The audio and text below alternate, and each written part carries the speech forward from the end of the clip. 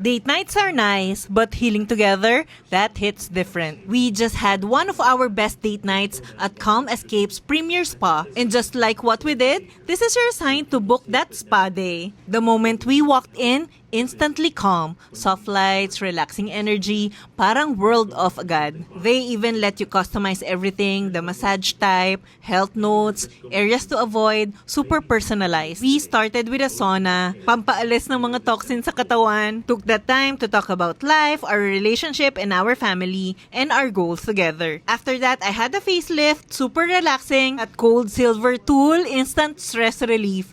Dad had a nourishing care with gold mask, feeling expensive. Then the food spa, and wow, look at this.